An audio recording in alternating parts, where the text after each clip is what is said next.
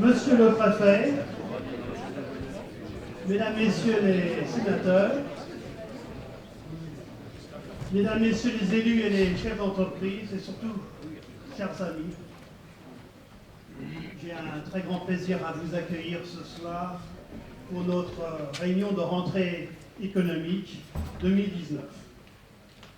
On va commencer par prendre le pouls de la conjoncture économique internationale, nationale et estonienne avec l'économiste Jean-Marc Daniel. Et nous aborderons ensuite l'émergence des nouveaux modèles économiques avec les témoignages de dirigeants d'entreprises estoniennes. Sujet passionnant qui nous a été soufflé par notre commission économie de la connaissance qui travaille activement sur le sujet et qui devrait publier un livre blanc sur le sujet, comme elle l'avait fait sur l'intelligence artificielle il y a quelques mois. Nous sommes appuyés aussi pour cette réunion sur l'excellente étude réalisée par la CCIR Paris-Île-de-France qui s'intitulait « Les entreprises françaises au défi de la transformation servicielle de l'économie ». C'est un titre un peu dur, mais c'est très intéressant. Et vous pouvez le consulter sur leur site, sur le site de la CCIR, n'hésitez pas. Voilà un beau programme qui, j'espère, vous apportera matière à réfléchir et interroger sur votre propre pratique et votre propre business model.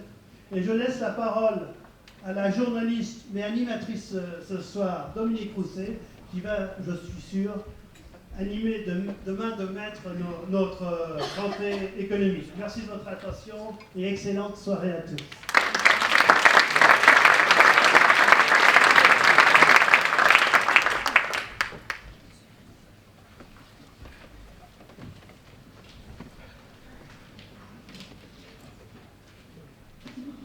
Merci Président.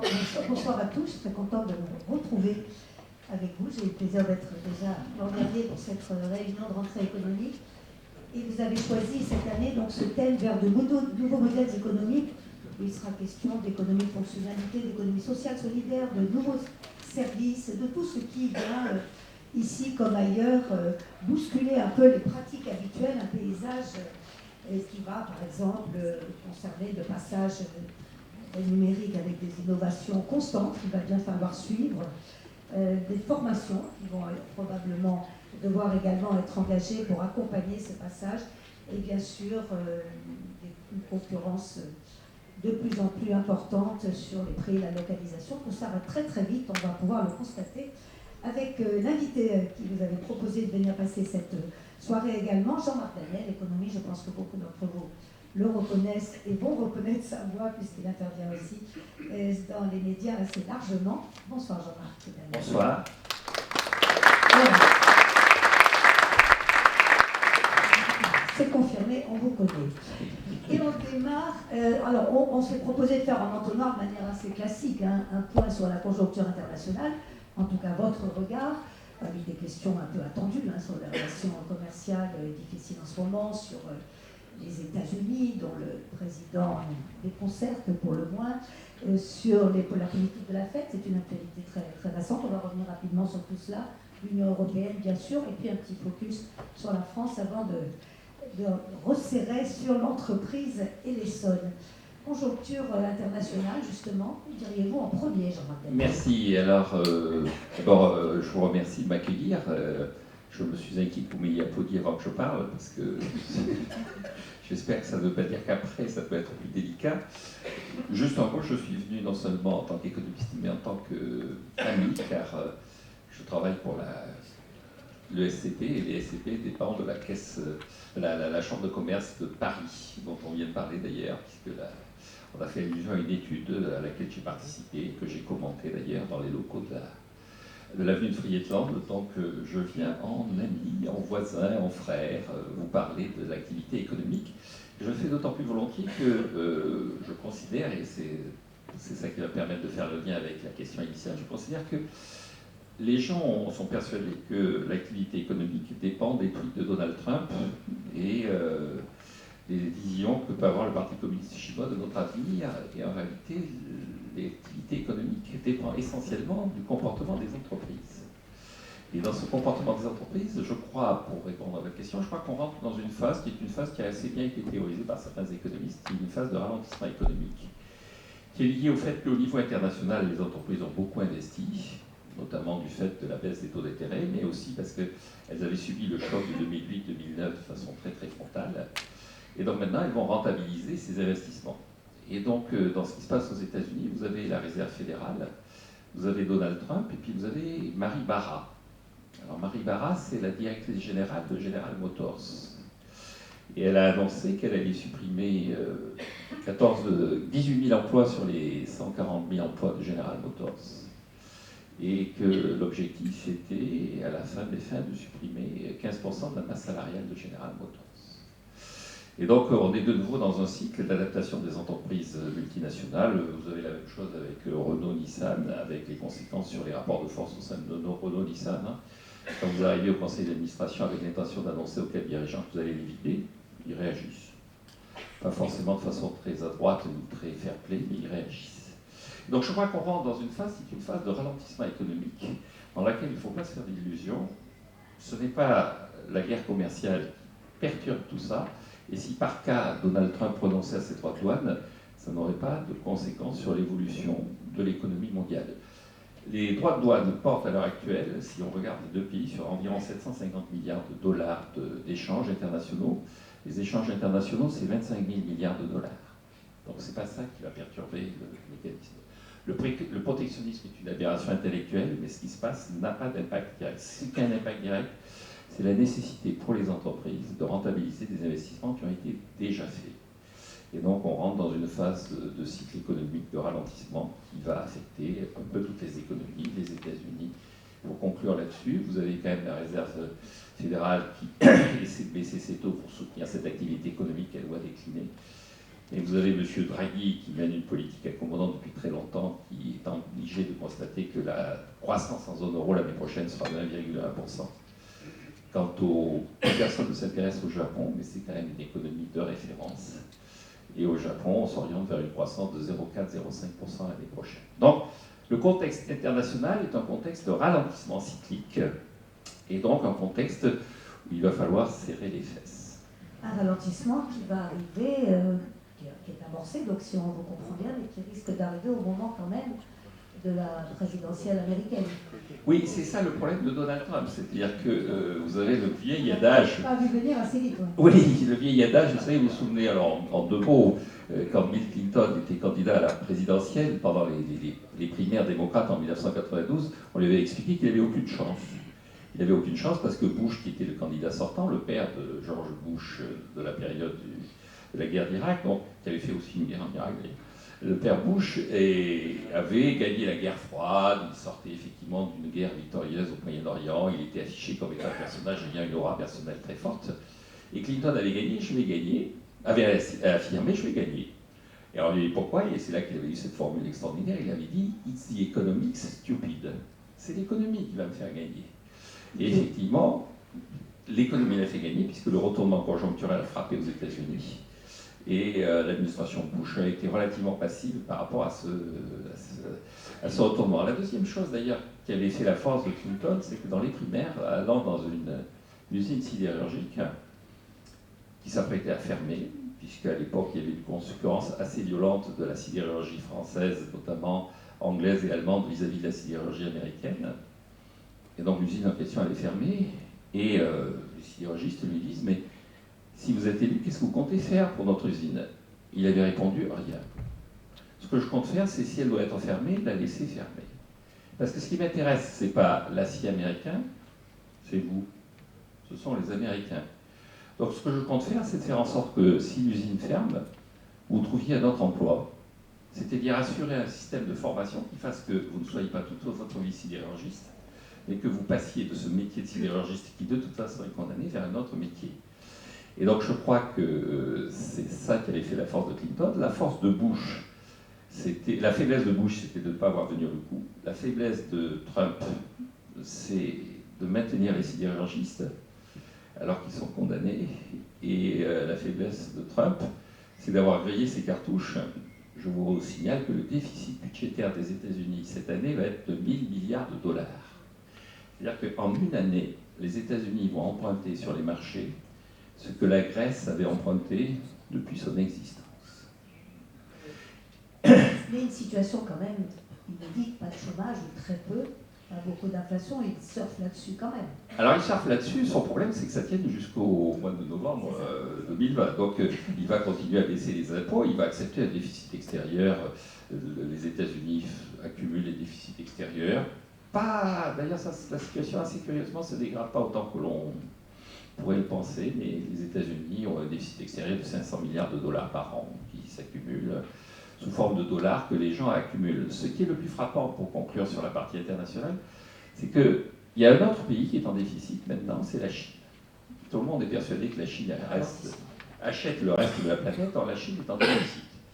Elle est en déficit pour trois raisons. La première raison, elle a des problèmes d'importation assez fortes de pétrole et surtout de viande porcine. Si vous suivez un peu l'actualité, je ne sais pas si les SAD est directement concerné, mais je peux vous dire que j'étais récemment à faire une conférence pour une chambre de commerce en Bretagne et des éleveurs étaient sidérés de la vitesse à laquelle le prix du porc augmente.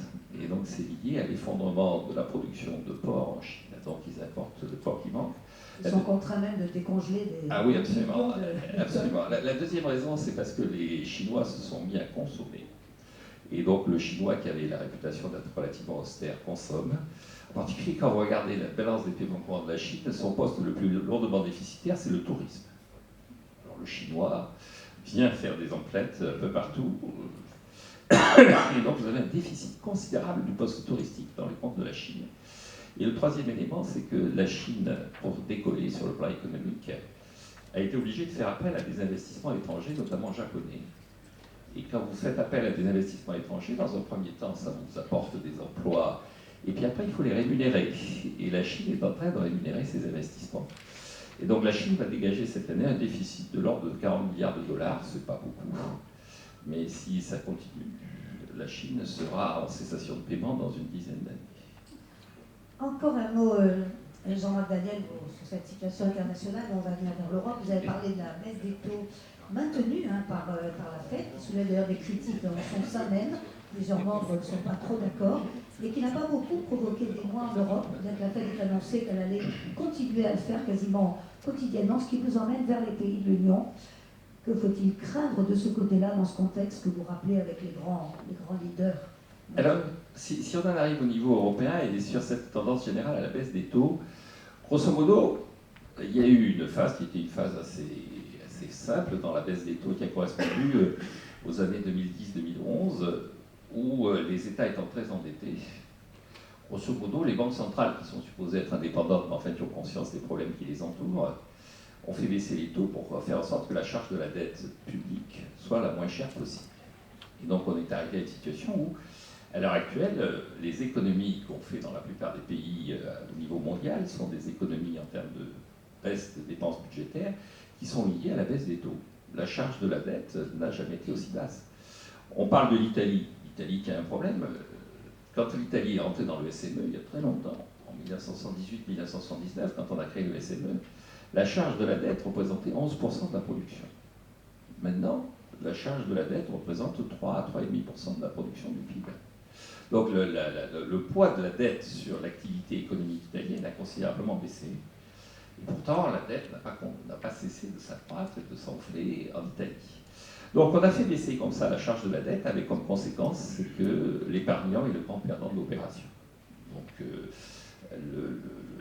l'épargnant et le système bancaire. C'est-à-dire que le système bancaire, lui, il se rémunère sur les taux d'intérêt qu'il pratique, et donc l'épargnant est le grand perdant de l'opération, ainsi que le système bancaire. Alors, de conséquence de ça, l'épargnant ne sachant plus trop quoi faire, il achète des immeubles, il achète des appartements dont le prix de l'immobilier monte, il achète de l'or, dont le prix de l'or monte, et puis il a la conviction, et s'il ne l'a pas, on va bientôt lui rappeler qu'il va se faire avoir. Et donc ça, on ne va pas tarder à lui dire que c'est un rentier. Et le rentier, on le sait quand on fait un peu d'économie, on le tanasie. Donc l'épargnant,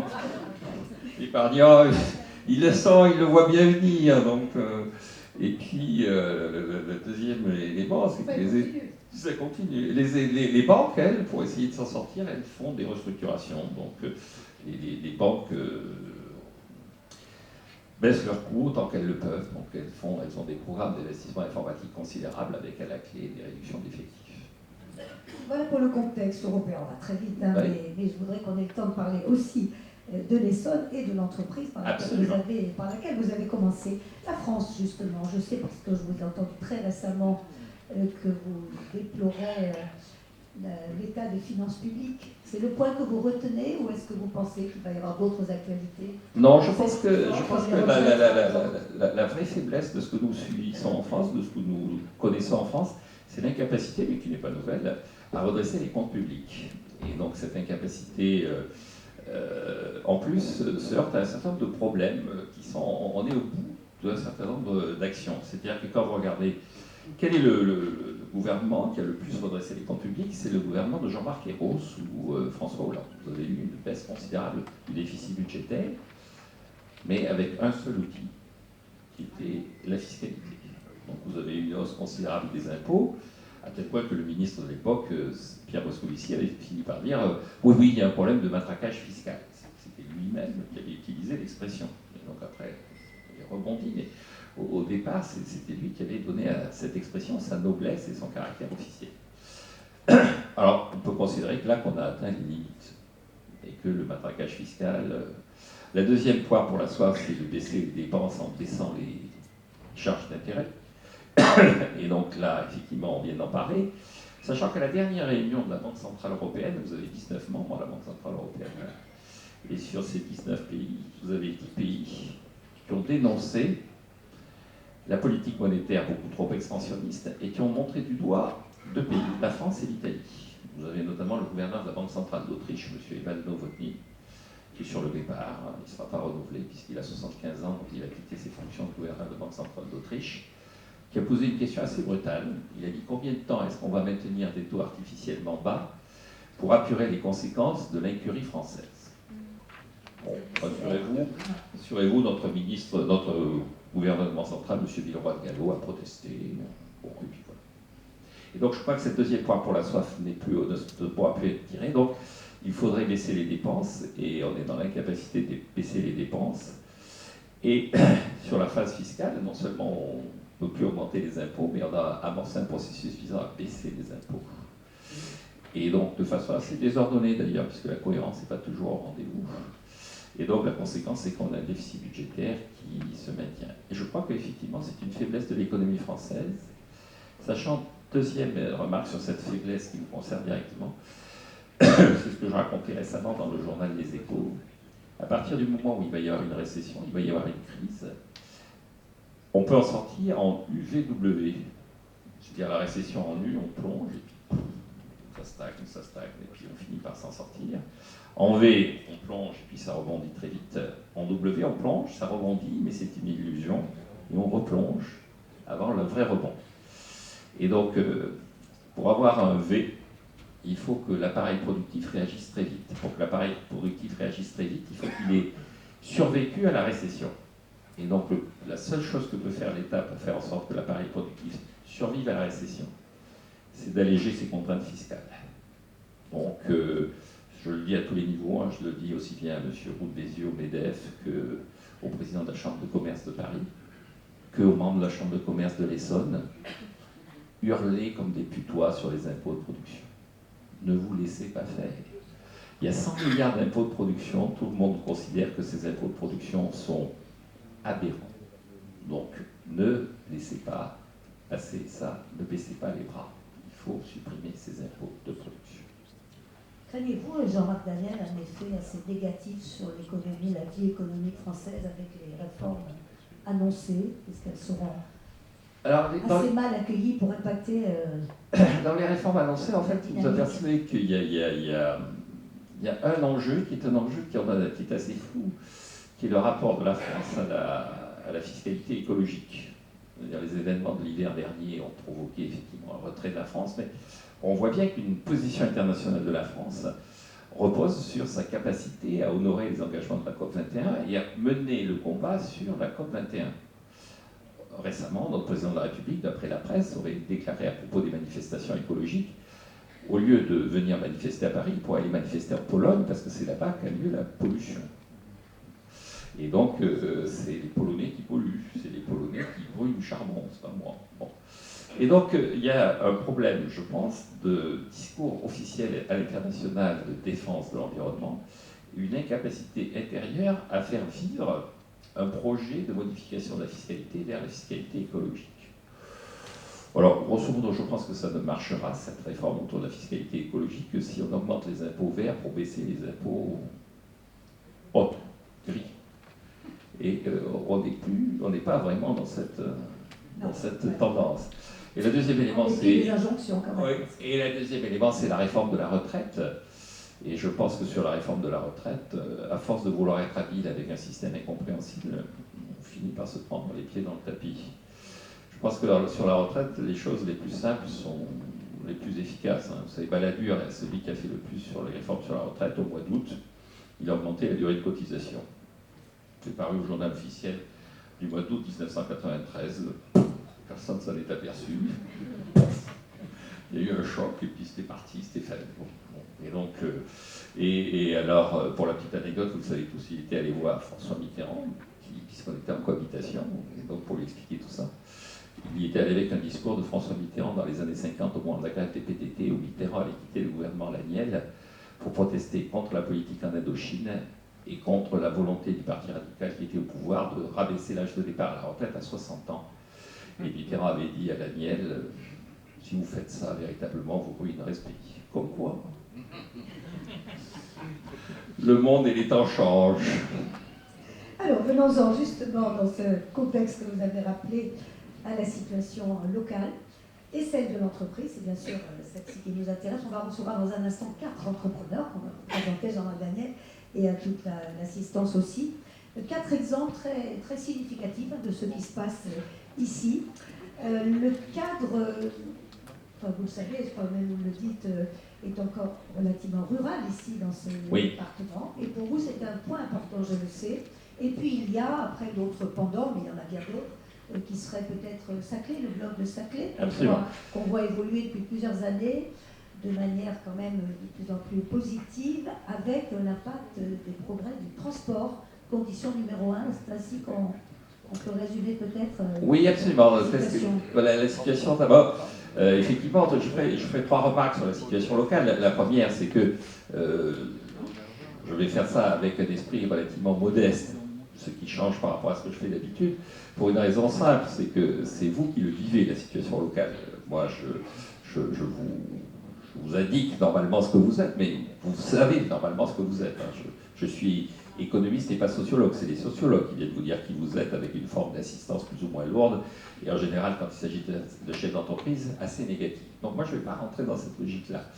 La deuxième remarque que je ferai, c'est qu'effectivement, quand on regarde le département de l'Essonne, ce qui frappe, vous venez de dire, c'est d'abord le fait que c'est un département qui est, donc on est vraiment dans la région Île-de-France, on est collé à Paris, et c'est un département qui continue à avoir une activité rurale assez importante.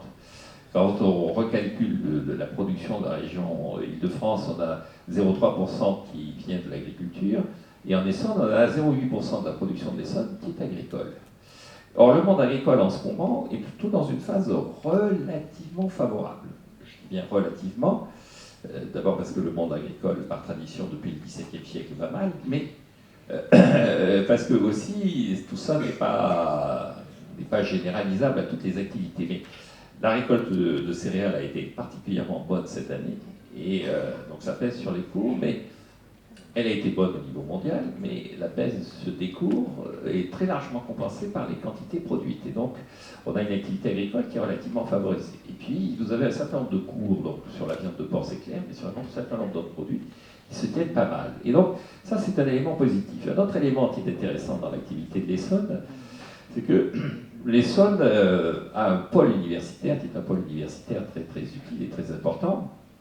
Alors, je tiens à préciser parce qu'il y a plusieurs personnes qui m'ont dit oui, il y a Polytechnique, je suis polytechnicien,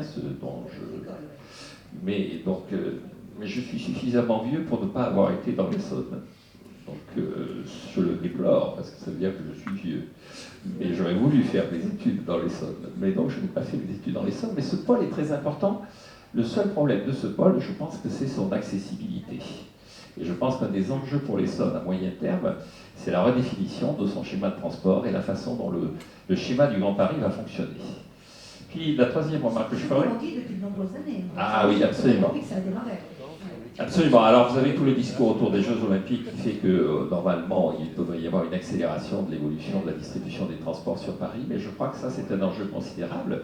Et l'accessibilité de ce plateau, lequel il y a à la fois Polytechnique, HEC, où il y a tout un développement et une concentration à la fois d'étudiants et de chercheurs, est un des enjeux considérables que l'on va retrouver d'ailleurs dans l'activité économique récente, dans les enjeux qui est autour du bâtiment. C'est-à-dire que tout cet endroit a vocation à se développer sur le plan à la fois intellectuel et aussi sur le plan physique.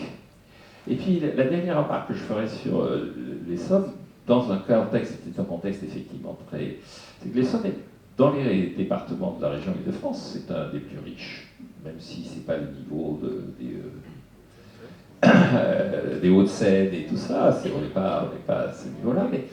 Et pourquoi? Parce que c'est un département parce que la région Île-de-France est la région de très loin la plus riche de la France. Si vous regardez la production par habitant, la production marchande, c'est-à-dire hors impact des administrations, on arrive à peu près en Essonne, alors c'est l'INSEE qui fait des calculs, vous savez ça aussi mieux que moi, ça fait environ 35 000 euros par habitant. Et 35 000 euros par habitant, en France, la moyenne est à 27 000 euros. Et en région Île-de-France, vous avez des départements comme la Seine-Saint-Denis, encore que la Seine-Saint-Denis, grâce à l'aéroport de Paris et à Charles de Gaulle, a un niveau de production relativement élevé. Mais vous avez des départements qui sont en situation beaucoup moins favorable. Donc c'est un département, donc 27 000 euros en France, le département où le revenu est le moins important, la production la moins importante, c'est la Creuse. L'Essonne, c'est 3 fois la production par habitant de la Creuse. Donc vous avez quand même un département qui est assez dynamique. Et ce dynamisme, ça se traduit conjoncturellement et à l'heure actuelle par un taux de chômage qui est un taux de chômage relativement favorable. Je crois que le président l'avait souligné encore récemment, en tout cas j'ai vu ça dans un article de presse, vous avez un taux de chômage de 6,8% en Essonne. Je parlais de la Seine-Saint-Denis, en Seine-Saint-Denis on est à 12%, et au niveau national on est un peu en dessous de 9% si on incorpore ou pas, suivant qu'on incorpore ou pas les départements d'outre-mer. Donc vous avez un département qui est en situation de relative prospérité, qui est en situation où il y a des secteurs qui sont des secteurs dynamiques, mais un département qui est assez dynamique sur le plan démographique. Hein, on annonce bientôt 1,5 million d'habitants en Essonne à l'horizon 2040, avec, je pense, les deux questions qui se posent à toute l'activité économique un peu partout, c'est est-ce qu'à 6,8% de chômage, on doit se contenter de ce chiffre? Est-ce qu'il ne vaudrait pas mieux avoir les 3,5% américains? Et le deuxième, cette activité économique qui en ce moment est encore pas mal tirée par le bâtiment, est-ce qu'elle va s'adapter? C'est-à-dire, est-ce qu'on va vers une Essonne, et ça c'est vous qui le savez, une Essonne dans la logique de ce que je racontais sur Clinton, c'est-à-dire on ferme la sidérurgie pour créer de nouvelles entreprises? Alors c'est précisément ce qui nous occupe, en tout cas le sujet qui a été choisi par la Chambre de commerce cette année, hein, vers de nouveaux modèles économiques. C'est très vaste et on va en avoir quelques illustrations, même s'il y a beaucoup d'exemples d'entreprises extrêmement entreprenantes. La grande question, au fond, c'est la vitesse à laquelle progresse l'intelligence artificielle, la vitesse à laquelle le numérique vient défier, au fond, l'entreprise et la contraignant à une adaptation permanente et à accumuler des données, à se transformer, à saisir des opportunités. Est-ce que vous avez le sentiment qu'ici, les choses se passent de cette manière? Alors, je pense que ça se passe assez bien ici. Alors, encore une fois, ça demande effectivement, on va voir ça avec les témoignages, mais qu'est-ce qui caractérise en fait l'économie du digital? La première caractérisation, c'est l'introduction, la possibilité de rentrer sur le marché de beaucoup d'acteurs. Une des conséquences du développement de l'économie digitale, c'est que les plateformes, les créateurs, les innovateurs, finalement peuvent rentrer assez vite sur le marché, y compris sous forme de plagiaires. C'est-à-dire que je parlais de la Chine tout à l'heure, les Chinois n'hésitent pas à théoriser eux-mêmes leur force comme liée à leur capacité à copier ce que font les Américains. C'est-à-dire qu'il y a de multiples exemples. Alors on hurle normalement le droit de propriété, le droit de création est protégé, mais ce qui a fait la force au début de l'économie chinoise, c'est sa capacité à plagier. Or, cette capacité à plagier, elle repose sur le fait que l'économie numérique, alors on ne plagie pas systématiquement, mais l'économie est une économie d'imitation. C'est-à-dire qu'on peut rentrer assez vite sur le marché. La conséquence de ça, c'est que vous avez une concurrence assez forte et donc une pression permanente sur les prix. Et donc je pense que tous les gens qui sont dans l'économie numérique savent que la réponse aux enjeux auxquels ils vont être confrontés ne sera jamais la capacité à augmenter ses prix. Grosso modo, quand on crée une entreprise dans les années 60 et qu'on se heurtait à des difficultés diverses ou variées, on augmentait ses prix pour retrouver ses marges. Maintenant, on ne peut plus augmenter ses prix, et donc la seule réponse que l'on doit apporter, c'est de baisser ses coûts. Baisser ses coûts, c'est-à-dire être en permanence en capacité de revoir son processus productif, de réguler en permanence son processus productif de façon à baisser ses coûts. La deuxième caractéristique qui frappe ce genre d'économie, c'est qu'il n'y a pas de stock. Vous ne stockez pas sur une plateforme et il n'y a pas de stock. Alors ça, c'est fondamental parce que, comme l'économie est cyclique, je parlais tout à l'heure de l'automobile, de Marie Barra et tout, l'économie a traversé la crise de 2008-2009 en stockant. Ils ont supprimé des emplois, ils ont réduit la durée du temps de travail dans un certain nombre de pays, et puis ils ont dit en 2010-2011, ça va repartir, on va stocker.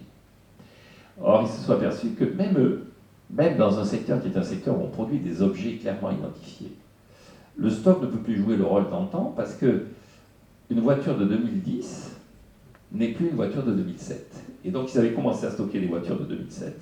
Et quand ils sont arrivés devant les clients, ils étaient dans la capacité de vendre.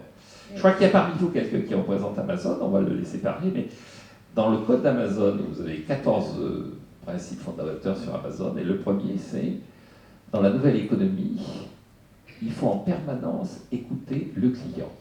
Alors, ça paraît bizarre comme idée, dans toutes les économies, il faut écouter le client.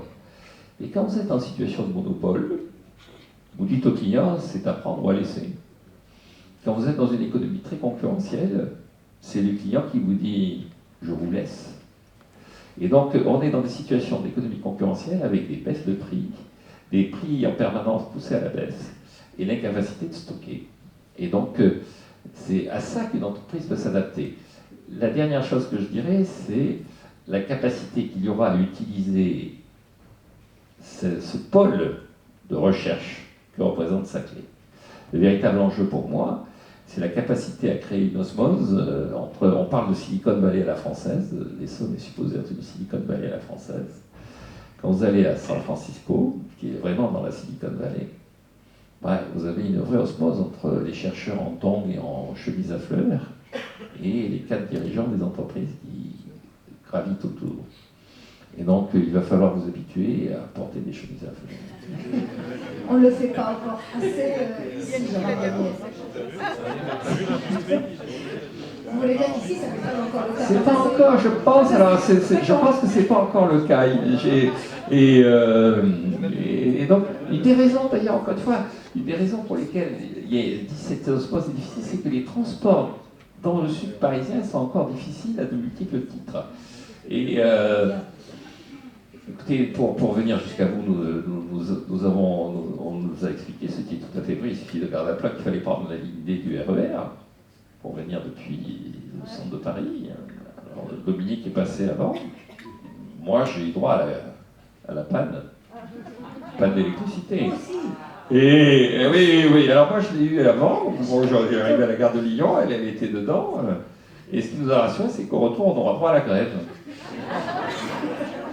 Donc ça rend la chose un peu, ça isole un peu le département. Et donc il faut, je crois qu'un des enjeux, c'est aussi d'améliorer. Et non. Il est temps de les entendre, justement. 4 entreprises qui ont été invitées à venir témoigner. Je vous dis tout de suite, il y en a beaucoup d'autres. Merci d'intervenir dans le débat. Bien sûr, on vous applaudit aussi après. Bien. Nombreuses initiatives dans le département. On en a 4 ici qui sont très significatives de ce qui se passe ici. On peut parler aussi de beaucoup d'autres, d'usinage de pièces, de covoiturage bien entendu, de transports locaux, de vêtements d'occasion de plus en plus répandus. Ça, c'est très lié aux enjeux environnementaux et aux nouveaux comportements aussi des clients consommateurs dont vous nous avez parlé et qui ont maintenant l'autorité sur l'entreprise. Vous l'avez bien dit, ce n'est plus le producteur, c'est le consommateur qui a pris la main avec le numérique. Alors, je vous présente à tous, bien sûr, et à vous, Jean-Marc Daniel. Alors, je vais prendre, en commençant par vous, si vous voulez bien, dans l'ordre où vous êtes à côté de moi. David Le Guide, d'abord, directeur général de All In Factory. Il est arrivé avec son bébé. On dirait un plat à soulever pour le dîner, mais non, pas du tout. Il va vous expliquer, mais c'est très important que vous le voyez parce que c'est vraiment un modèle très petit et très, très concurrentiel pour le coup. On va voir pourquoi. À côté de lui, nous saluons Sandrine Desjardins qui vient de lancer Corner Art et qui a l'ambition de faire connaître les artistes, les artisans d'art, de les aider à se faire connaître. Et je précise, ça n'est pas un shop online, hein, c'est pas du tout ça, mais elle va me dire quel est le modèle qu'elle a mis sur pied et dont elle espère beaucoup. À côté d'elle encore, eh bien, le voici, c'est Fabien Ponce, responsable de marketplace, de tous les marketplaces chez Amazon France. Et vous êtes quand même installé ici, Amazon, hein, même si à Clichy, avec du stock, c'est ça le stockage, voilà, c'est ça. Et encore à côté de vous, Jean-Marc Aubert, qui lui dirige Facile 2, le chiffre 2, soutenir, tout à fait intéressant aussi comme modèle, partenaire de beaucoup d'entreprises ici locales, mais toutes très, très connues et importantes, et qui permet à un utilisateur d'effectuer un achat en faisant un don. Enfin, il va nous expliquer, je n'en dis pas plus, c'est un très joli modèle à découvrir là aussi. Alors évidemment, tous ne sont pas au même point actuellement de développement, n'ont pas toujours, quoique à peu près, vous deux vous en avez parlé. Oui, Amazon et vous, on peut comparer, vous avez raison, largement. Alors, commençons par vous, tenez. Monsieur Aubert. Oui, vous avez bien fait parler. Facile de soutenir. Parlez-nous de ce modèle. Et est-ce que je peux permettre juste une remarque? Je ne sais pas quelle est votre formation, je me trompe si vous venez d'une grande école. Centrale Paris. Centrale Paris, c'est pas celle de Jean-Marc Aubert, mais pardon, c'est pas celle de Jean-Marc, mais vous nous avez, je crois que vous dites qu'aujourd'hui, dans les grandes écoles, Jean-Marc Daniel, on voit arriver une préoccupation sur la valeur, sur le sens à donner à un travail, et pas seulement sur la réussite professionnelle. Oui. Je le dis avant, Jean-Marc Aubert, oui, juste en deux mots, parce qu'il me frappe depuis le temps que j'enseigne. Effectivement, c'est à la fois l'effet de la violence de la récession 2008-2009, et puis c'est effectivement l'arrivée à maturité d'une génération qui n'a pas connu les communistes, qui n'a pas connu la guerre froide, une génération en revanche qui est très marquée par deux choses, les problèmes environnementaux, les problèmes et par la définition effectivement de toute cette discussion autour de l'entreprise qu'on retrouve dans la loi Pacte sur quelle est la raison d'être de l'entreprise. Et moi ce qui me frappe, c'est que mes étudiants ils disent mais on n'a pas besoin de l'État pour nous dire qu'on doit définir une raison d'être. Naturellement, les entreprises que nous avons envie de créer, dans lesquelles nous avons envie de travailler, sont des entreprises qui sont capables de définir leur raison d'être. Et je crois que c'est vrai non seulement dans les écoles de management, les écoles de commerce, mais aussi dans les écoles d'ingénieurs. Je fréquente les écoles d'ingénieurs par l'intermédiaire de mes enfants, et ce qui me frappe, c'est effectivement leur volonté. J'ai une de mes filles qui a fait Télécom Sud Paris, donc, qui a vécu ici. Et son engagement est un engagement où la raison d'être de l'entreprise va de soi pour elle. C'est important. C'est important. C'est aussi votre point de départ, Jean-Marc Aubert, avec votre partenaire. Bien, bonsoir. Donc, notre modèle, c'est de distribuer de l'argent. Ça commence bien. Ça plaît beaucoup. C'est de distribuer de l'argent aux associations. En fait, on est parti d'un système qui existe sur Internet qui permet de collecter une commission quand on fait un achat en ligne sur un site. Et ce système, en fait, on s'est dit, si on peut collecter de l'argent sur les achats en ligne, sachant que ça ne coûte pas plus cher à ceux qui achètent, cet argent, qu'est-ce qu'on va faire? On va le prendre, on va le donner aux associations. Donc le modèle, c'est ça. Le modèle, c'est vous allez sur vos sites habituels, vous allez sur Booking, vous allez sur Conforama, vous allez sur eBay, vous allez sur Carrefour, sur SNCF. Alors, vous avez bien fait d'en parler. J'ai pas entendu la remarque. Sur Amazon. Sur Amazon, votre voisin. je fais un petit aparté juste sur Amazon. Justement par rapport au nouveau modèle économique. On est un nouveau modèle économique. Quand on veut être partenaire d'Amazon, Amazon, c'est une énorme structure qui a différents types de partenaires. Donc, on va aller voir, bonjour, on voudrait être partenaire d'Amazon. Très bien, monsieur. Voici les différents types de partenaires. Où est-ce que vous vous situez? Dans quelle case?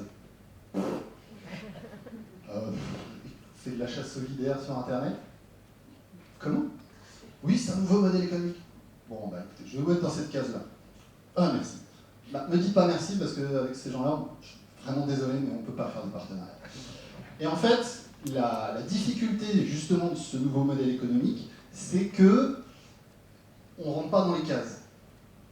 Et même, et voilà, et donc les structures, et les grosses structures comme Amazon qui sont très loin dans l'innovation, qui sont très avancées et tout, bah, après il faut créer une relation one-to-one avec pour discuter, montrer, convaincre de l'intérêt du nouveau modèle économique. Ce qu'on m'a répondu, c'est, à ce moment-là, vous appelez la direction juridique d'Amazon.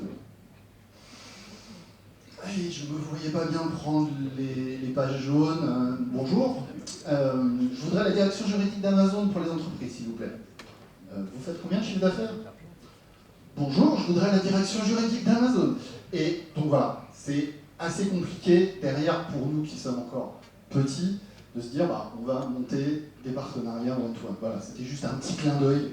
Difficile, en gros, d'intégrer un système aussi vaste et aussi structuré. Voilà, et hyper structuré. D'ailleurs, pour la petite histoire, c'est Amazon qui a inventé dans les années 90 le système de l'affiliation qui justement aujourd'hui nous permet de vivre, qui consiste à rémunérer celui qui envoie un acheteur. C'est un système d'apport d'affaires.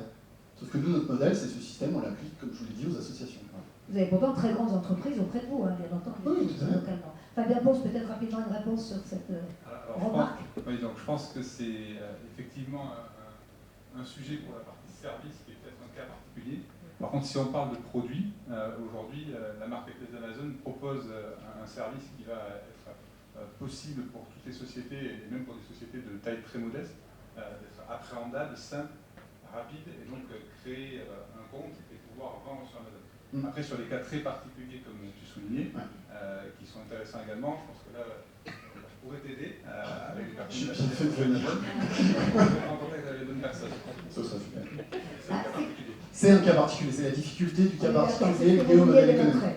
Très bien. Alors ce modèle, donc, quelles sont ces évolutions possibles? On a vu déjà pourquoi l'intention, pourquoi vous aviez souhaité le faire. Donc ces dons, ils sont automatisés ces dons? Ils peuvent l'être? Comment ça oui, c'est complètement automatique, c'est-à-dire que le principe c'est, les gens font leurs achats, vous faites une réservation sur Booking d'une chambre d'hôtel à 100 €, vous allez toujours payer 100 €, sauf que Booking va nous reverser 5 €, Amazon demain, je veux appuyer sur le truc, Booking va nous reverser 5 €, nous on va en garder un, c'est notre modèle économique, et on va en reverser 4 à l'association que vous allez choisir, vous utilisateurs. Donc c'est pas un arrondi, vous connaissez tous l'arrondi, je fais un achat en ligne, on me propose de rajouter, etc. L'idée c'est que vous rajoutez rien, zéro, et vous choisissez l'association à laquelle vous voulez donner. Votre association sportive locale, l'association de... Voilà, la chasse des écoles de vos enfants, ça peut être de grandes associations nationales, c'est vraiment vous qui choisissez. C'est ça l'intérêt de la chose. L'intérêt pour l'entreprise qui accepte donc que vous préleviez une partie, c'est... En fait, on envoie des acheteurs. On envoie des acheteurs, donc tout le monde y gagne en fait. Les acheteurs font des achats solidaires, c'est plutôt sympa de se dire, au moment de Noël, je fais mes achats en ligne, je vais faire plaisir à ma famille, en même temps, je vais générer 50, 60, 100 € de dons pour une association. Donc, voilà, mon achat, je suis content d'avoir fait mon achat, je suis content de l'avoir fait chez un site partenaire. Le site partenaire, lui, il récupère des acheteurs. Il récupère aussi des acheteurs qui sont contents d'aller acheter chez lui. Ça, c'est très important. Et l'association, elle est plutôt contente. Facile de soutenir, créer, vous êtes agile sur les bêtes, c'est ça? Absolument. Et vous avez créé votre entreprise On a créé il y a 3 ans et demi. Vous êtes déjà à l'équilibre? Pas encore. Pas encore. On est encore en phase d'investissement. Voilà, on se fait activement aider par Réseau Entreprendre, donc, qui aide beaucoup en accompagnement sur coacher quelqu'un. Moi, j'avais jamais fait d'entrepreneuriat avant, j'étais salarié pendant 20 ans, donc voilà, il fallait se jeter dans le bain, et donc il y a un accompagnement très fort derrière de Réseau Entreprendre, qui ont du bagou, qui savent comment ça se passe, et donc qui nous accompagnent. Mais je crois que je suis pas le seul à la table d'ailleurs. Et vous n'êtes pas malheureux, en tout cas, ça, vous n'avez pas l'air. C'est intéressant. Très clairement. Vous faites ce que vous vouliez faire. On continue avec vous, Sandrine Desjardins. Là aussi, c'est tout neuf, c'est novembre 2018, enfin tout neuf, c'est déjà une bonne année. Et vous, vous avez monté une plateforme, donc je l'ai dit, de référencement, en fait, géolocalisation, pour faire connaître. Et promotion. Et promotion, pour faire connaître donc, des artistes, des créateurs français, pas seulement locaux quand même. Ah oui, français. Vous invitez tout le monde. Comment les trouvez-vous, ces artistes et ces artisans? Alors, mais je fais tous les salons qui Mettez se le micro passent. très près de vous, s'il vous plaît. Ouais, Sur le menton, c'est une bonne solution. Voilà. j'ai pas l'habitude. C'est pas grave. C'est une première. Dites-nous alors. Alors, je fais tous les salons qui se passent en Ile-de-France. Ouais. Que ce soit des petits organisés par les artistes et créateurs eux-mêmes, des vernissages, ou les grands salons tels Maison Objet, Révélation. Oui, les grands salons d'exposition, les d'accord. Mais pas les galeries, pas Non. directement. Pas les galeries directement. Pourquoi pas? C'est plutôt les concurrents. Vous les considérez comme des concurrents, d'accord. Donc vous, en fait, ils viennent, vous leur proposez de venir sur votre site. On leur fait une belle mise en avant. Ils ont une Sur page abonnement. sur abonnement annuel, tout à fait. Ils ont une belle page dédiée qui les présente, qui présente leur univers, des très belles photos pour les mettre en avant, des visites virtuelles de leur atelier et des très belles aussi vidéos de présentation dynamiques. Alors votre modèle à vous, puisqu'on a posé la même question à Jean-Marc Aubert, vous ne prenez pas de commission, vous vivez sur les abonnements. Tout à fait, je ne prends pas de commission sur les ventes, je vis sur les abonnements et sur les services qu'on propose à côté. D'accord. Et pourquoi avez-vous eu cette idée au fait?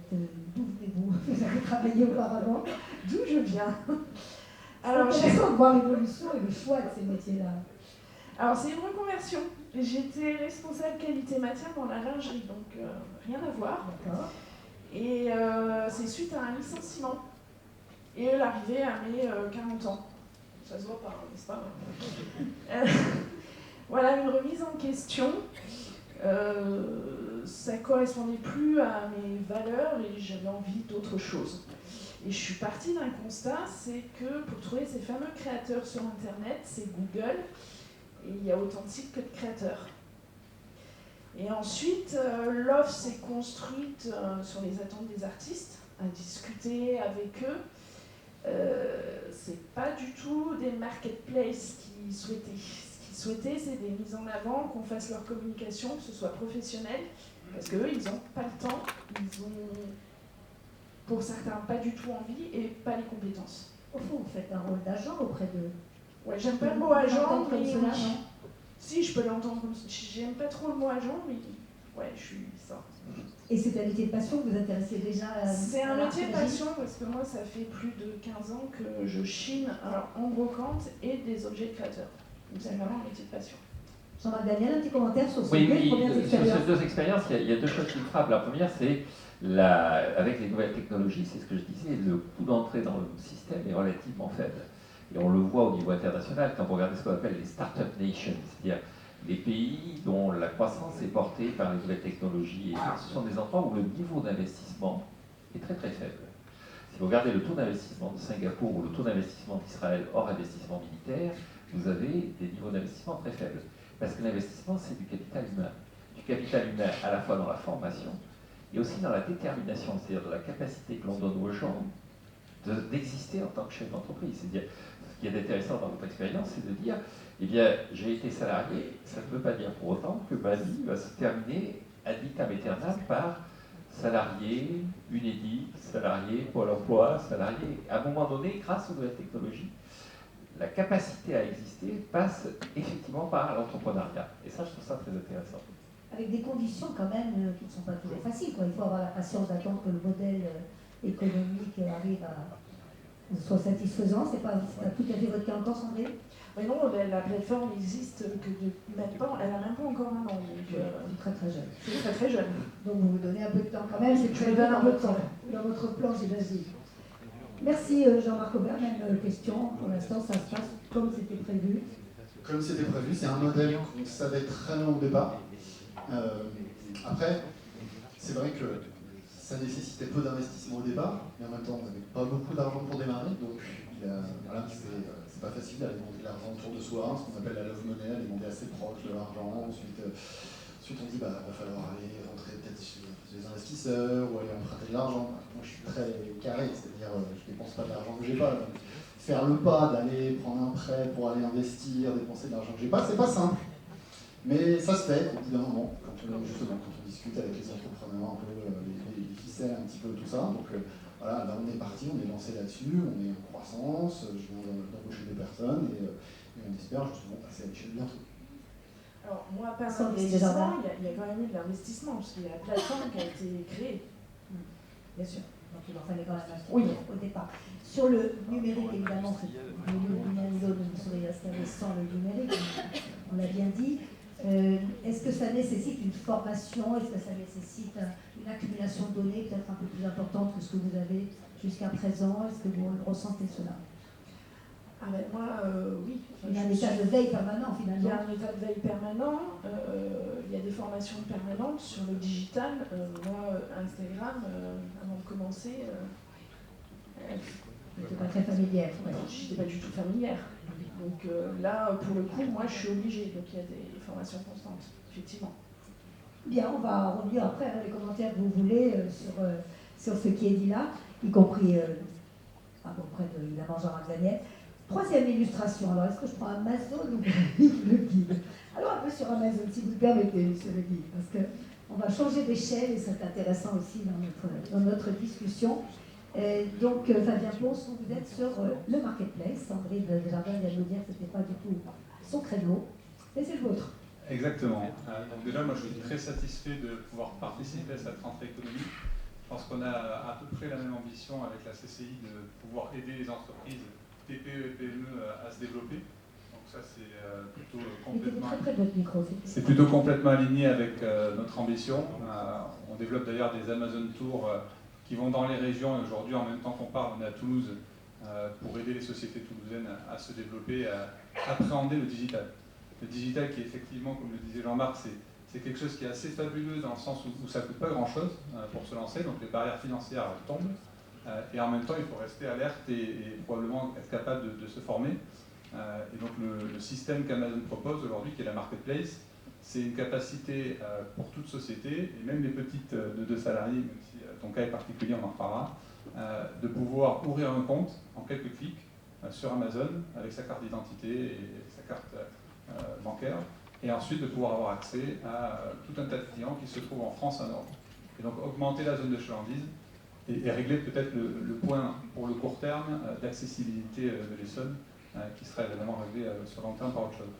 Donc voilà ce que fait Amazon aujourd'hui et entre guillemets là où on voit, même si je ne suis pas un entrepreneur, une capacité d'aider les entreprises TPE et PME. Vous rencontrez justement des craintes de s'engager plus avant sur le numérique, on vous dit ça, il peut y avoir des coûts, il faut des compétences, on vient d'en parler à l'instant. Alors je pense que c'est beaucoup de perception, parce que déjà c'est nouveau le digital pour beaucoup de personnes. Donc on a des craintes qui sont financières, des craintes qui sont technologiques, monter son site, ça doit être compliqué, des craintes qui sont logistiques également. Donc évidemment quand on se dit je vais me développer dans plusieurs pays pour avoir un effet de volume, comment je fais? Et donc là-dessus, en fait, tout ça, avec le modèle marketplace, ça n'existe plus et ça devient assez simple en fait. Ça devient assez simple parce que sur Amazon par exemple, pour 39 € par mois, vous avez accès à la capacité de vendre en France et à l'international. Si vous avez des difficultés logistiques ou si vous pensez que vous avez plutôt un intérêt à développer votre produit, là on a un beau produit d'ailleurs, plutôt que penser à la logistique, vous allez pouvoir utiliser le programme expédié par Amazon, donc la barrière logistique tombe, et sur le marketing, vous avez la capacité d'utiliser un site et de bénéficier des 30 millions de consommateurs par mois. Donc, je pense qu'aujourd'hui, on a uniquement de mémoire 16% des TPE et PME françaises qui utilisent le digital comme un accélérateur, et on est un peu en retard avec en numéro 13 au niveau européen. C'est un formidable levier qu'on peut utiliser et qui n'est pas si compliqué. En quelques clics, rapidement, on peut créer son compte et vendre sur Amazon. Mais à l'inverse, c'est peut-être que je pose la question à Jean-Marc Daniel et à vous, les plus petites entreprises.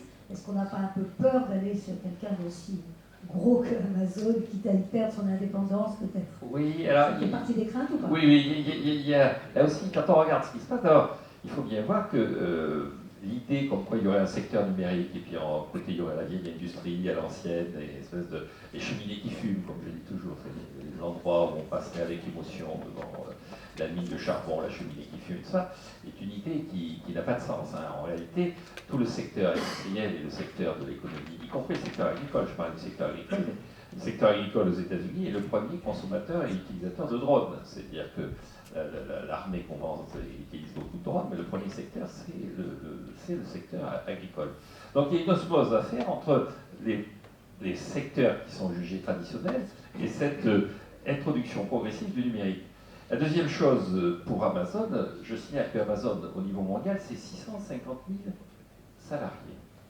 Et donc, ça veut dire que l'idée de la start-up, enfin, c'est au départ, c'est Jeff Bezos qui commence à... Oui, vous avez 25 ans pour avoir 650 000 salariés derrière vous. Parce que Jeff Bezos, il a commencé il y a un peu plus de 25 ans, à partir de rien, en fait.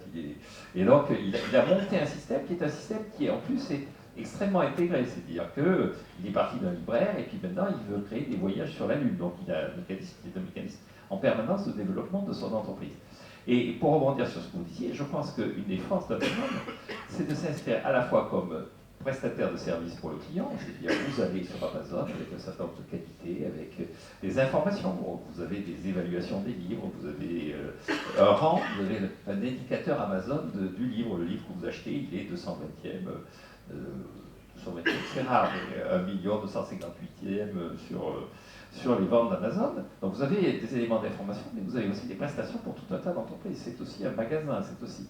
Et donc cette capacité qu'a une entreprise comme Amazon d'être à la fois branchée sur le numérique et en lien extrêmement important avec ce qu'on appelle la vieille économie, c'est ça la clé du succès. Quand vous parliez tout à l'heure du séminaire qu'on avait fait à la chambre régionale, la chambre de commerce régionale, ce sur quoi on avait insisté à l'époque, c'est deux choses. La première, c'est la vieille industrie et l'agriculture doivent être totalement en avance doivent continuer à incorporer du numérique. Ce n'est pas deux secteurs différents et il ne faut pas se faire d'illusions. Il y a des emplois qui vont disparaître, d'autres vont apparaître, mais il y a des emplois qui ont vocation à disparaître. Et s'accrocher à des emplois qui ont vocation à disparaître, on retrouve l'histoire de la sidérurgie de Clinton. Ça ne sert à rien. Il faut préparer le monde de demain, la formation, les emplois de demain, dans une osmose entre toutes ces types d'activités. Mais il n'y a pas un secteur isolé, à l'ancienne, qui sera protégé et où on continuera à avoir des cheminées qui fument. Mais il y a quand même des entreprises dans lesquelles c'est plus facile que pour d'autres. Ah oui. Ici, il doit certainement y avoir un certain nombre d'entreprises pour qui cette transition n'est pas si évidente. Donc on peut comprendre... Oui, non, mais là aussi, et sans vouloir monopoliser la parole, deux remarques. La première, c'est un problème de financement dans la transformation. Et un des enjeux dans la situation actuelle, c'est le mode de financement de l'économie.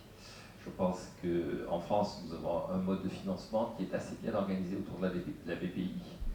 Mais le problème, c'est qu'on a une espèce d'acteur public en monopole qui devient la référence absolue. Et donc je pense qu'une des faiblesses de la France, c'est effectivement, et on l'a dit, hein, ça coûte pas cher, mais il faut quand même aller voir de la love money, il faut aller voir ses parents en leur disant ça coûte pas cher, mais si tu mettais 10 000 € dans le truc, ce serait pas mal. Bon. Et donc il y a la BPI et le grand-père. C'est un mode de financement qui n'est pas... Et d'un autre côté, il faut, en face de ce mode de financement, il faut donner du temps au temps. C'est-à-dire, je crois que le numérique, c'est spectaculaire, mais là aussi, vous regardez la vitesse à laquelle... Alors, si vous regardez la courbe de la fortune de Jeff Bezos, vous avez 20 ans où il ne se passe rien, et puis en 10 ans, il est devenu l'homme le plus riche de la planète. Ah, c'est bon, on est rassuré. On est bien. Il est devenu l'homme le plus riche de la planète. Et pour la petite anecdote, sa femme, grâce au divorce, est devenue en 48 heures de négociation d'avocat, est rentré dans les 100 premières fortunes du monde, rien que par la négociation du divorce. Anecdote instructive. Vous vouliez réagir, Fabien Pons, et puis on entend David le dire. Je voulais juste confirmer et peut-être dire que ce n'est pas toujours en opposition, mais aussi complémentaire, et que du coup, aujourd'hui, on a déjà 58% des ventes d'Amazon mondialement sont faites par des marketplaces, donc par des TPE et des PME. Et le deuxième point, c'est que quand on vend en ligne, sur 60% des PME, on voit une augmentation des ventes évidemment en ligne, mais également en magasin. Et donc il y a un effet report qui est assez spectaculaire. et qui est intéressant je pense, la capacité de se développer et de ne pas penser qu'en allant sur le digital, on va réduire son propre chiffre d'affaires sur son magasin. Et encore une fois, tous les profils sont acceptés. Hein, Tout à fait. On est très ouvert de une personne à plusieurs personnes. Je pense que tout le monde peut ouvrir un compte sur Amazon. Et donc, il n'y a pas de limite ou de contrainte. Merci, on va continuer à discuter entre vous, mais auparavant, je voudrais qu'on ait le temps de présenter cette belle pièce. All in Factory, David Le Guide, vous en êtes le directeur général, vous avez vous aussi un partenaire, un complice avec qui vous avez mis au point. Dites-nous, de quoi s'agit-il? Bonjour à tous. Cet objet. On a parlé d'industrie, de technologie, de digital. Nous, c'est vraiment le milieu de tout ça.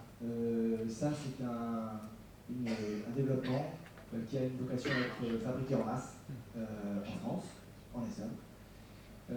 C'est truffé de technologie, il y a des brevets. On a eu le soutien en 2 ans de tous les élus, de toutes les instances économiques. J'en vois quelques-unes ici, évidemment, Chambre de commerce, il y a Essonne Développement, il y a le département, il y a la région, dernièrement avec l'association d'Ampléda. Donc, par rapport au parcours, on a d'un côté un mécatronicien qui effectivement pense technologie, sécurité, mais pense digital dès le départ. En fait, je pense que le monde ancien ou le monde nouveau se mélange en ce moment, et pour lancer une entreprise, il fallait qu'il y ait les deux réunis. C'est de l'industrie, mais derrière, c'est lié à la technologie smartphone et à nos algorithmes qui seront dans nos serveurs. Et donc l'idée, c'est de pouvoir effectivement offrir un produit de masse, pas cher, 500 €.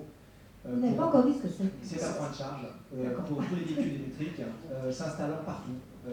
Donc en fait, on a une vision mondiale dès le départ, une vision de masse dès le départ, une vision digitale dès le départ.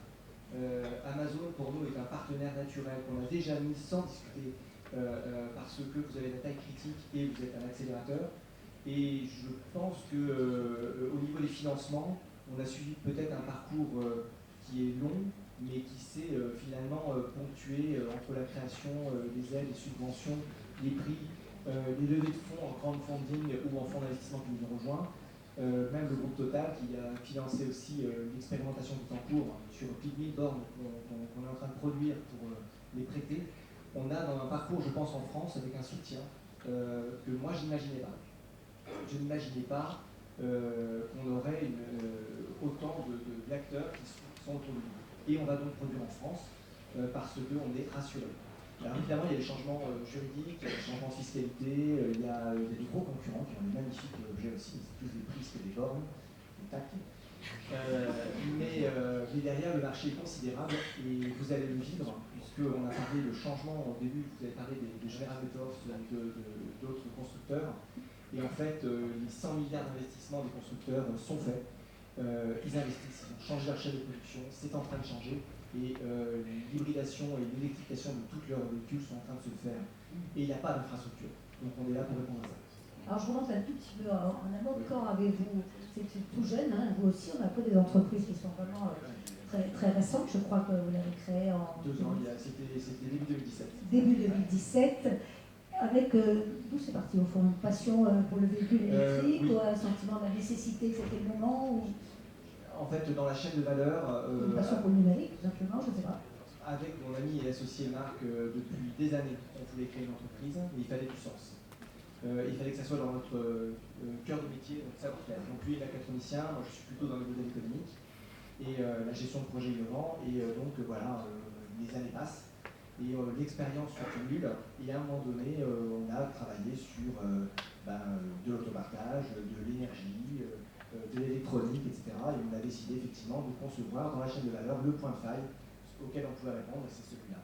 C'est-à-dire qu'il n'y a pas assez de bornes électriques, de rechargement de 28 véhicules. 000 seulement ouvertes au public en France. 28 000 sur tout le territoire français. Il faudra, oui, dans le public. Voilà. Et donc les besoins considérables, mais les freins sont énormes. Ça coûte cher, parce qu'il faut installer, il faut les autorisations, etc. Donc on a pensé tout ça de départ. D'accord, beaucoup de concurrence sur, Oui, sur magnifique cette piste-là. Mais le marché est mondial, il y a la base concurrence. On n'a pas, voilà, Vous n'avez pas peur? pas du tout. Pas du tout. Eh bien, où en êtes-vous alors actuellement par rapport à... Eh bien, des levées de fonds, la création et les brevets. Là, on en est à la finalisation du prototype industriel. Là, c'est vraiment issu de nos goûts industriels, donc on les a achetés. Et donc, on est en train de finaliser l'achat d'un bâtiment de 600 m² au sud de l'USAD. On discute toujours sur... C'est à Saclay, je ne sais pas si je l'ai dit. Donc tout au sud de l'Essonne, et on discute toujours sur des entrées en matière qui ont été faites par l'Essonne Développement sur la base aérienne pour dans 2 ans, parce que c'est long, préparer en fait le lancement d'une production de masse sur la base aérienne. C'est une piste. Et donc ça reste en Essonne et ça reste en Île-de-France. Jean-Marc Daniel, vous avez dit tout à l'heure que un des grands obstacles ou des situations que l'on rencontre, c'est cette concurrence des prix qui tire les prix vers le bas. Là, ce qu'on vient de nous présenter, ce produit, qui a l'air fort beau et fort efficace, et puis en plus, comme David Laguille y insiste, c'est pas seulement une borne, c'est beaucoup plus que ça, puisque c'est l'intelligence artificielle qui est un produit là, contrairement à vos concurrents, on a bien compris. Mais vous arrivez à un prix beaucoup plus bas. Alors, je ne sais pas comment vous faites, vous êtes à 500 €, ils sont autour de 2000. Donc, que dire de cette affaire de concurrence qui descend les prix? Oui, je pense que c'est un assez bon exemple à 2 titres. Première chose, effectivement, si on veut s'installer, il faut accepter de baisser ses prix, quitte à être dans une situation juste à l'équilibre, voire pendant un certain temps un léger déséquilibre. La deuxième réflexion qui a été faite, c'est, oui, en fait, c'est pas vraiment mes concurrents, puisque mon produit est meilleur. Et donc, alors, je ne doute pas que... Ce sera peut-être mes clients. Comment? Ce sera sans doute mes clients, on discute avec eux actuellement. Voilà, absolument. Et donc je pense qu'effectivement, un des enjeux aussi dans cette phase où le coût d'entrée est relativement faible sur les marchés, il faut être très très réactif. C'est-à-dire que, vous savez, c'est ce que je dis toujours, dans la littérature économique, tout le monde met en avant l'entrepreneur, et puis alors maintenant, pour que ça fasse bien, on dit il est choupé-terrien. Alors, je ne sais pas très bien ça veut dire, mais l'entrepreneur est choupé-terrien. Alors on va voir choupé-terre et choupé-terre. La fameuse destruction. Alors on détruit, ça crée. Bon. Et donc, Schumpeter a identifié effectivement, face à l'entrepreneur, un ennemi qui était le planificateur, qui était donc l'État qui cherchait effectivement. Et il a écrit l'histoire de la pensée économique. Il se moque d'un écrivain français, d'un auteur français qui s'appelle Walras, qui lui disait que le véritable enjeu pour l'entrepreneur, c'est l'imitateur. C'est-à-dire, c'est ce concurrent qui, en plus, c'est ce dont je parlais tout à l'heure au sujet de la Chine, qui s'assumait en société du plagiat. Il y a ce concurrent qui en plus regarde ce que fait l'autre, puis une fois qu'il a vu ce qu'il faisait l'autre, il dit « Ah mais ça c'est intéressant, je vais faire la même chose que lui ». Et donc la seule façon qu'on a de semer l'imitateur, c'est d'être en permanence 6 mois en avant par rapport à lui. Et donc quand j'entends quelqu'un qui dit « Mais je suis rassuré parce que je fais des choses qui sont meilleures que mes concurrents », et je dis ça, c'est un vrai entrepreneur, il a compris, il faut 6 mois d'avance par rapport aux autres. Mais les autres sont toujours là, hein. Ils vont continuer, ils sont accrochés au masque, il faut tout le temps 6 mois d'avance. Si je peux me permettre, ça ne suffira pas pour nous. Et pourtant, c'est vrai pour la majorité des cas. Mais pour nous, ça ne suffira pas parce qu'en face, on a des géants énergéticiens qui ont racheté tous nos concurrents naturels. Et en fait, la différence, c'est dans le modèle économique, encore une fois, c'est que la plupart des gens cherchent à vendre ou à implanter une borne et la gérer.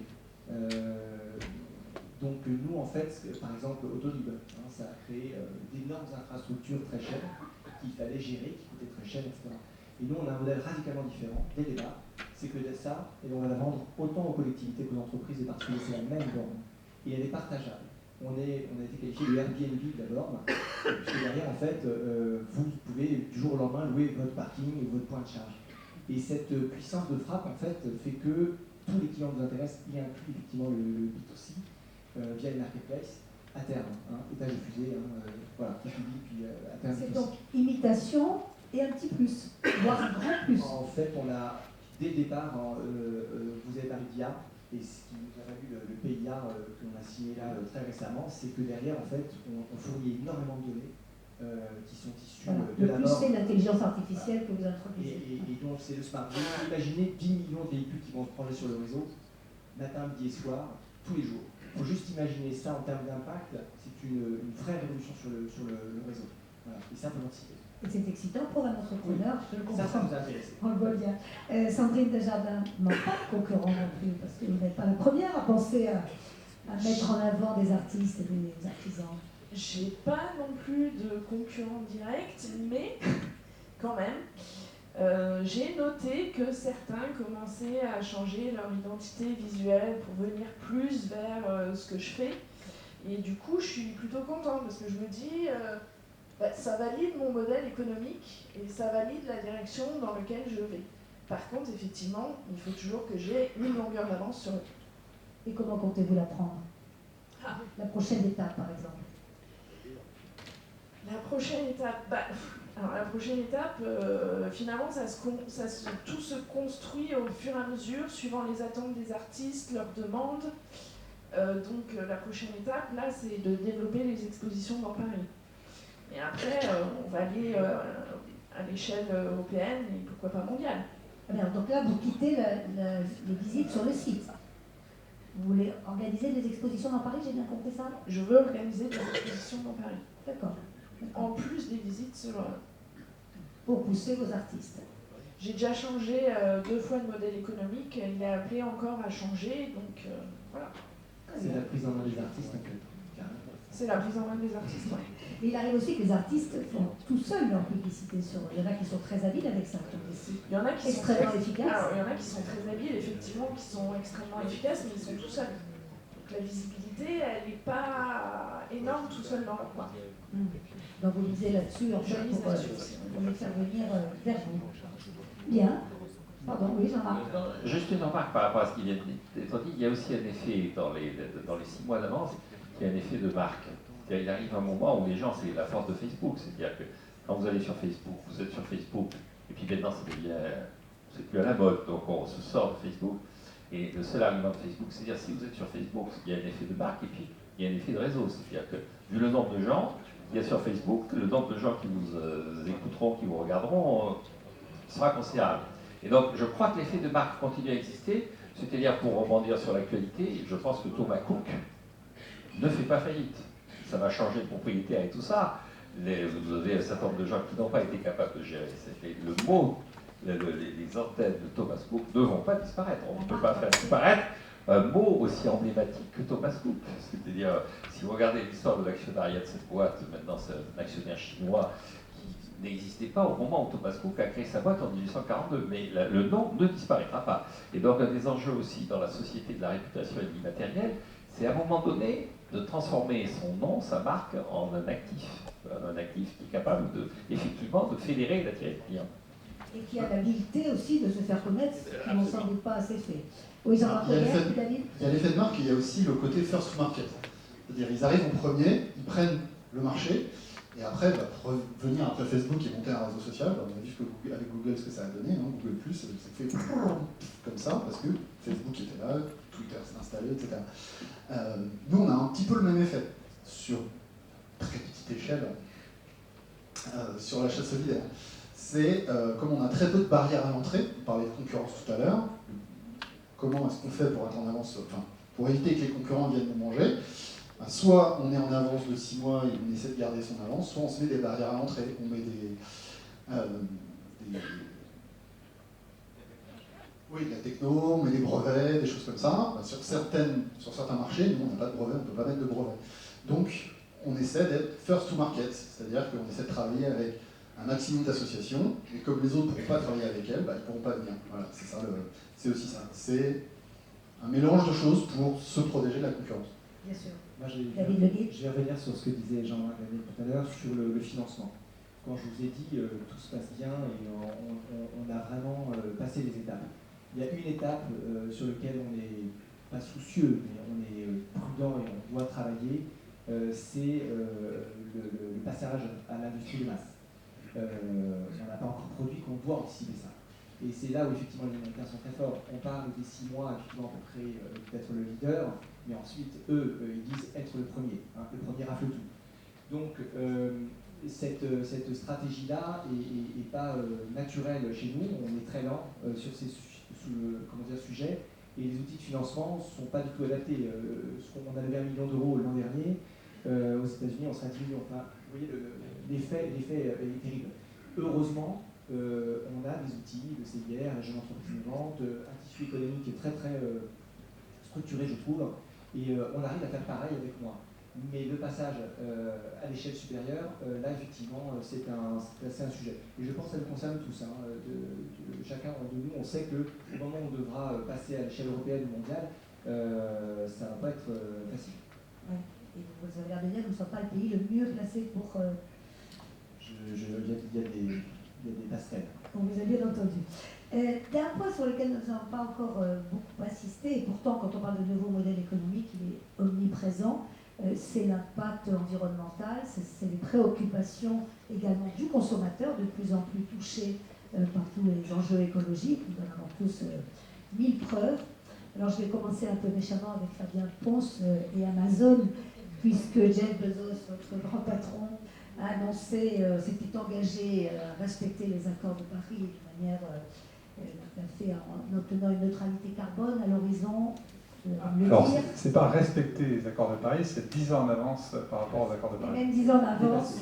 Donc neutralité carbone. Neutralité carbone en 2040. En 2040, Et c'est déjà, ça. je pense que c'est un bon engagement. En 2024, 80% donc, de l'énergie sera renouvelable. Et en 2030, 100%. Oui. On parle d'une entreprise, comme vous le disiez, Jean-Marc Daniel, qui fait 650 000 employés, qui fait de la distribution, donc je pense que c'est quand même un engagement fort. C'est très forte contrainte quand même sur le. Alors ça sur veut la dire marché de l'entreprise. ça veut dire qu'on a acheté donc 100 000 véhicules électriques, donc c'est le plus gros achat réalisé jusqu'ici. Ça peut être dans quelques temps. Comment? Tout à fait, et on est très intéressé par le B2C et le B2B parce qu'Amazon fait également du B2B, donc je pense que c'est un super produit. Vos colis qui prennent l'avion plusieurs fois, par milliers de fois par jour. Alors je pense qu'aujourd'hui c'est quelque chose sur lequel nous travaillons. Après il y a des solutions sur le véhicule électrique et les 100 000 véhicules électriques que nous avons achetés. Et on s'engage à 2030 à avancer. Après ça ne se fait pas en claquant des doigts évidemment. Bien sûr. Oui. Non, j'insiste sur cet aspect-là, d'abord c'est une actualité récente, Oui. Bezos vient de faire cette annonce, et ça reste quand même une grande préoccupation. Les entreprises devront, Ça donne du sens. sous la pression encore une fois du consommateur, dont nous parlait Jean-Marc Daniel, qui est tout puissant, devront s'y faire, qu'elles le veuillent ou non. Et des D'accord. collaborateurs. Oui, je Et crois que des collaborateurs, vous oui, avez raison. je crois On a que parlé des jeunes, l'histoire de la raison d'être et tout ça, c'est que de plus en plus les collaborateurs demandent Tout à fait. à ce que l'entreprise soit en conformité avec les attentes et les exigences de la population. Et le deuxième aspect dans tout ça, c'est il y a aussi la dimension, indépendamment de la dimension environnementale, il y a la dimension aussi de la nature du lien social qu'il y a au sein de l'entreprise, c'est-à-dire l'ubérisation, et c'est-à-dire quel est le type d'entreprise qui va émerger de ces nouvelles technologies. Or, je crois que dans les deux cas, il y a à la fois une réflexion, encore une fois, la loi Pacte correspondait à un état d'esprit et une volonté des pouvoirs publics d'assumer l'évolution du monde entrepreneurial, mais je pense que l'État aurait tort de trop se mêler des entreprises et pas assez de réfléchir à sa fiscalité. Je pense que... Oui, non, juste, je pense que ce qui s'est passé autour des Gilets jaunes, hein, je ne vais pas rentrer là-dessus, je ne vais pas porter de jugement, mais le résultat, c'est quand même que la fiscalité écologique sort de là relativement déconsidérée. Et je pense qu'il y a un effort de pédagogie à refaire pour expliquer pourquoi c'est utile, c'est important, et que c'est un peu une occasion gâchée que d'avoir ainsi perdu un outil qui est quand même l'outil privilégié de lutte au niveau étatique, hein, de lutte contre le réchauffement climatique. Oui, là, c'est l'avis de bien des économistes. Ah, hein, je ne suis pas le seul à dire ça, effectivement. C'est des en tête. Oui. Mais Jean-Marc Daniel, encore une question, c'est pas le mais chacun peut répondre. Mais est-ce que vous avez le sentiment quand même qu'on arrive un peu à une situation d'essoufflement du modèle Uber, Airbnb, qui sont de plus en plus critiqués? Alors, je crois On parle d'ubérisation, est-ce qu'on arrive à Oui, mais alors, je pense qu'ils sont critiqués parce qu'ils n'ont pas encore trouvé effectivement leur point de ils sont allés dans des situations relativement excessives.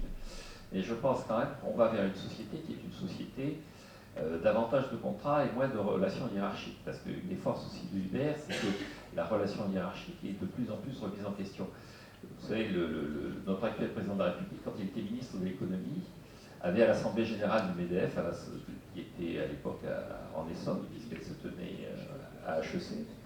Et donc, alors que maintenant, elle a été recentralisée à Paris, ça fait quelque chose. Mais bon, bref. Toujours est-il qu'à l'Assemblée générale du MEDEF, il avait déclaré: nous sommes en train de vivre le passage de la société employé-employeur à la société client-fournisseur.